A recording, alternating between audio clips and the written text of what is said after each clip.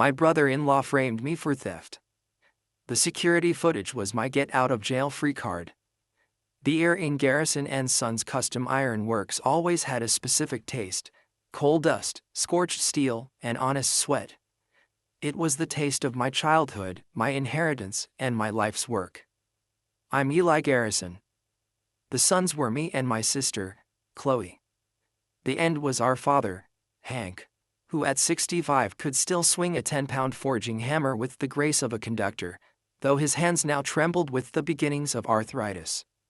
Our business wasn't big, but it was revered. We didn't make fence posts, we made history. We restored wrought iron gates for historical societies, forged custom fireplace tools for Newport mansions, and crafted architectural elements that were more sculpture than hardware. The workshop, a sprawling, soot-blackened cathedral of a building on the industrial edge of Providence, was my true home. Chloe ran the office, the books, the clients, the delicate dance of turning art into invoices. I ran the floor, the forge, the crew of 4 grizzled craftsmen who spoke more with grunts and nods than words. The problem had a name: Derek. Derek Walsh, Chloe's husband of 5 years. He'd arrived as a slick account manager for a steel supplier, all fast talk and designer shirts. He charmed my sister, who'd always been more romantic than pragmatic, with visions of scaling the artisan brand and leveraging digital marketplaces. Dad was wary but polite. I despised him on sight. He had the hands of a man who'd never held anything heavier than a golf club, and he looked at our anvils and coal forges not with respect, but with dollar signs, seeing inefficiency where we saw tradition. After they married, Derek consulted for us. His scaling ideas involved cutting material quality for higher margins and firing old Joe, our master finisher, to hire cheaper labor. Dad shut him down every time. "We sell integrity, Derek," he'd growl. "You can't scale integrity. You can only dilute it." Derek's smile would tighten, but the ambition in his eyes would sharpen, like a blade being honed. The conflict came to a head when Dad had a minor stroke. It was a warning shot across the bell. He recovered, but slowly. The tremor in his hands became more pronounced. One evening, in the cluttered office above the workshop, he gathered Chloe and me. "Kids," he said, his voice still strong but his eyes weary. "The doc says I need to slow down. The hammer's getting heavy." He took a deep breath. "I'm naming a successor. Eli." My heart swelled with pride, then immediately sank as I saw Chloe's face fall. She wasn't jealous of me, she was hurt. She'd poured her life into the business too. "Chloe, you are my right hand in this office," Dad said gently. "You're the brains. But Eli, he's the heart. He speaks the language of the fire and the metal. The crew follows him. The clients trust his eye. This place, it needs a heart at the helm." Chloe nodded, tears in her eyes, but she hugged me. "I know, Dad. Eli deserves it." Derek, however, was not in the room. When Chloe told him that night, the mask finally slipped. According to Chloe, he raged. "A blacksmith. Over you. Over us. This is a business, not a medieval guild. Your father is a sentimental fool, and your brother is a glorified laborer." From that day, the workshop grew cold. Derek didn't quit consulting. He became a shadow, whispering in the ears of our younger, more impressionable clients about production delays and old-fashioned techniques. He started questioning material orders, suggesting cheaper alloys, subtly undermining my authority with the crew when Dad wasn't around. The final provocation was the Kensington estate job. A $200,000 restoration of a 19th-century garden gazebo and fencing. It was our biggest commission in years. Derek insisted we outsource the repetitive scroll work to a factory in China to meet the timeline. I refused. Every curl, every leaf, had to be hammered here, by hand, to match the century-old patina. It was the soul of the job.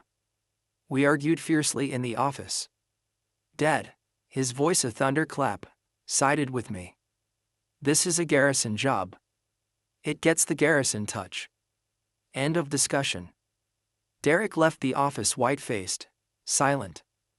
The look he gave me wasn't anger, it was a cold, final calculation. I'd seen that look on his face when a business deal went south. It was the look of a man switching to a different, more definitive strategy. The theft was discovered 2 days later. A crate of specialized, antique brass fittings for the Kensington job, worth about $15,000, was missing from the locked storage cage. They were irreplaceable on our timeline. Losing them would mean failing the contract, paying massive penalties, and destroying our reputation. Panic ensued. Dad was distraught. Chloe was on the phone with suppliers, desperately seeking replacements. Derek was strangely calm. This is what happens with lax security, he'd said, eyeing the crew. Too many people, not enough oversight. I spent the night at the workshop, scouring every inch, hoping it was a misplacement. At 2 a.m., exhausted, I drove home to my apartment above a nearby garage. The police arrived at 7 a.m. They were polite but firm. They'd received an anonymous tip. They had a warrant to search my vehicle, a beat-up Ford F-150 perpetually coated in a fine layer of metal dust. I stood in the cold morning light, a cup of coffee turning to ice in my hand, as they opened the trunk. There, sitting blatantly on top of my tool bag, was the missing crate of brass fittings. My world stopped. The lead officer's voice became muffled, as if I were underwater. Eli Garrison, you are under arrest for grand larceny. The cold click of the handcuffs around my wrists that were marked with the burns and scars of my craft, was the most surreal sensation of my life. I was pushed into the back of the cruiser. As we pulled away, I saw Derek's silver Audi parked down the block. The window was down, and he was watching. He didn't smile.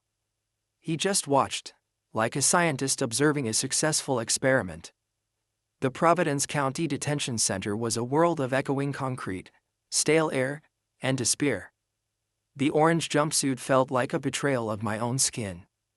I was processed, fingerprinted, and thrown into a holding tank with a sobbing drunk and a sullen kid. The charge was a felony.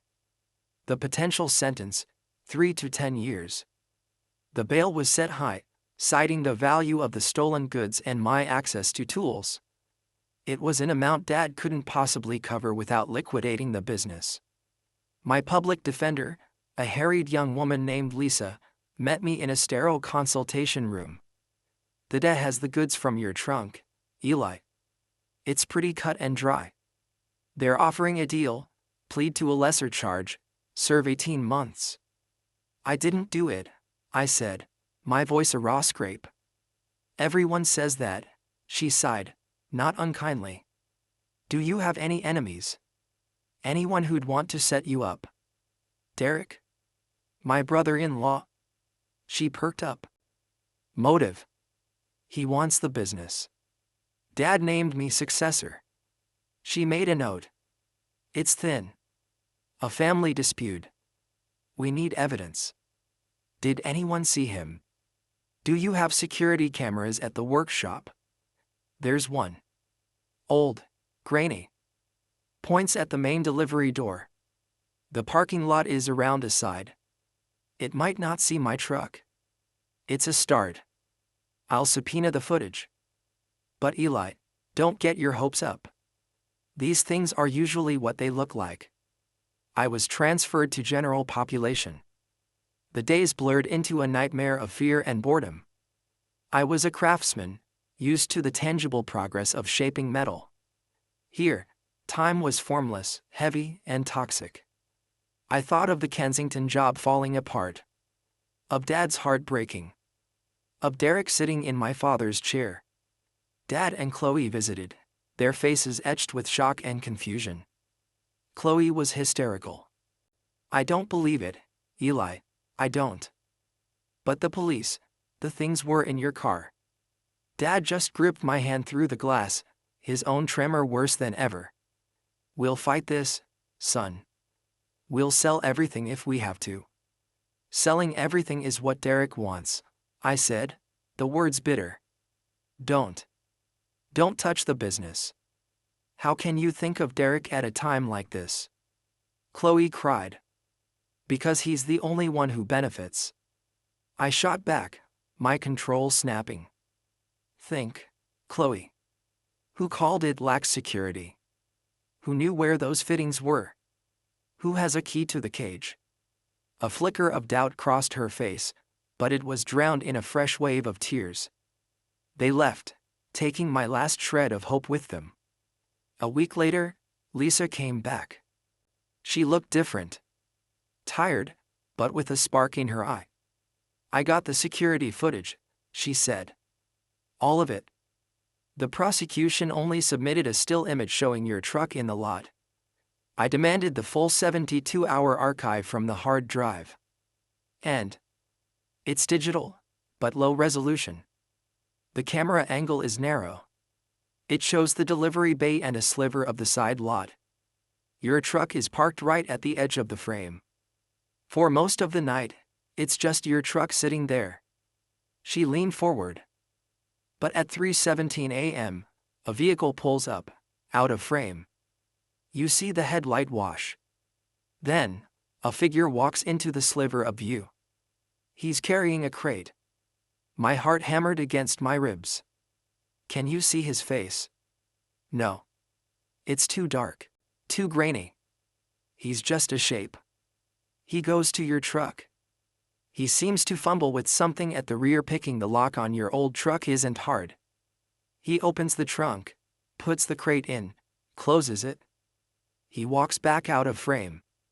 The headlights wash again, and the vehicle leaves. It's him, I breathed. It's someone, Lisa corrected. We can't prove it's Derek. The doe will say it could be you, returning to the scene, staging it. Check his car. His Audi has those distinct LED running lights. The headlight wash on the video will be a blob of white pixels, Lisa finished. It's not enough. We need more. We need to place him at the scene definitively. Despair washed over me again. We had a ghost on tape. A ghost that could save me, but had no face. Then, I remembered. The workshop. The sounds. Dad, paranoid about theft years ago, had installed a cheap, standalone audio recorder in the office to catch any after-hours noises. It was ancient, stored sound on an SD card we never checked. He'd probably forgotten it existed. Lisa? There might be an audio recording. In the office. A old recorder. If it was running, you might hear his voice. Or the sound of his car door. Something. Her eyes widened. That's a long shot. But it's all we have. She filed an emergency motion to have a tech from the defense team accompany the police to retrieve the recorder, to maintain the chain of evidence. The wait was agony. 2 more days in the cage, where every minute felt like a hammer blow on an anvil of my future. Lisa finally returned. She didn't speak. She just placed a portable speaker on the table between us and pressed play. The recording was crackly, full of hiss. The first few hours were just the distant hum of the city. Then, at 3:16 a.m., the crunch of gravel. A car door opening and closing with a solid, expensive thunk. Not the sound of my truck door. Footsteps on asphalt. Then, a voice, muffled but unmistakable. Derek's voice, cursing softly. Damn piece of junk. A metallic scraping the crate being dragged. A low grunt of effort.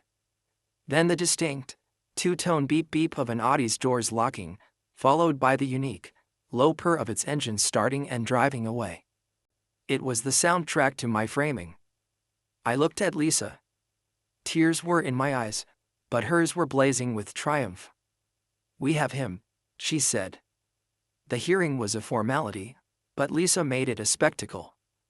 She didn't just present the evidence, she staged it like a master dramatist. First, she played the silent video for the judge, showing the shadowy figure placing the crate. "The prosecution claims this is Mr. Garrison," she said. Yet they provided no footage of him arriving or leaving. Why? Because he didn't. Then, she cued the audio. In the quiet courtroom, the crunch of gravel, the expensive car door, Derek's curse, the beep beep and engine purr were stark, damning. "We have obtained a warrant and recorded Mr. Derek Walsh's Audi locking and starting," Lisa continued. "The acoustic profile is a perfect match, analyzed by an independent forensic audio expert. Furthermore, we subpoenaed Mr. Walsh's cell phone records. His phone pinged off a cell tower 2 blocks from the Garrison workshop at 3:15 a.m. that night. He claimed to be home asleep." The looking stricken, moved to dismiss all charges against me immediately. The judge didn't just agree, she was furious. She signed the dismissal, then immediately issued a warrant for Derek Walsh's arrest for filing a false police report, fabricating evidence, and attempted framing a litany of charges that carried their own prison time. I walked out of the courthouse into the blinding sun, a free man. Dad and Chloe were waiting. Chloe's face was a ruin of shame and horror. She threw her arms around me, sobbing. "I'm sorry, Eli. I'm so sorry. I didn't know." Dad just hugged me, his body shaking with relief.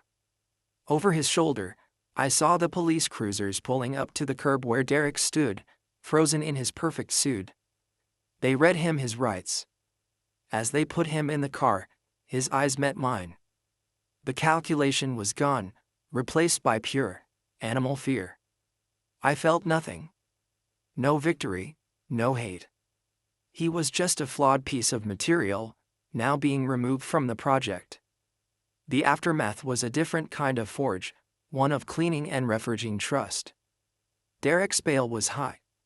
Chloe filed for divorce before the week was out. The Kensington estate, upon hearing the full story, granted us a 2-week extension, moved by the Shakespearean drama of it all. We worked day and night. I swung a hammer with a fury that was pure catharsis. Every ring of steel on steel was a nail in the coffin of the nightmare. The business was wounded but intact. Chloe retreated from the front office, her confidence shattered. Dad's health, however, had taken a definitive turn. The stress had been too much. He officially retired, handing me the keys, the ledger, and a look of profound relief. "It's yours, son. For real this time. Don't let the bastards grind you down." I didn't just run the business. I reshaped it. I promoted Joe to shop foreman. I implemented new, transparent security not out of paranoia, but out of principle. We launched a YouTube channel showing the real work, the fire, and the skill, cutting out the middleman Derek had always advocated for. Business boomed. Derek took a plea deal. Facing the audio, the video, the cell records, and a wife-turned-state's witness, he had no cards left to play. He got 3 years, a fraction of what I'd faced, but it was enough. His name became mud in the local business community. One autumn afternoon, a year later, I was at the forge, working on a delicate leaf detail for a new commission. The workshop door creaked open. It was Chloe. She'd been working part-time in the office, quietly, healing. "Eli," she said, holding out a small box. "I was cleaning out the last of the house. I found this." It was a USB drive. I plugged it into the office computer. It was more footage. From a neighbor's Ring doorbell camera, angled at the street. It showed Derek's Audi turning onto our street the night of the theft, then leaving 15 minutes later. Time-stamped. The final, unnecessary, but poetic piece of proof. "Why didn't you show this to the police then?" I asked. "I didn't know it existed until now. The neighbor just found it on an old device." She paused. "I'm so sorry, Eli." I let his voice get in my head. I doubted you. You were his wife, I said, not unkindly. It's done. Is it?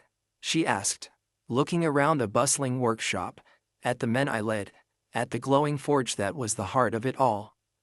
I followed her gaze. The taste of coal dust and scorched steel was the same, but the air felt cleaner. Lighter. The snake was gone from the workshop. Yeah, Chloe, I said, turning back to my anvil, the heat of the fire warming my face. It's done. Now, let's get back to work. I picked up my hammer. The metal on the anvil was waiting, red hot and ready to be shaped into something strong, something beautiful, something true. The only frame that mattered now was the one I was building, blow by honest blow, in the clear light of day.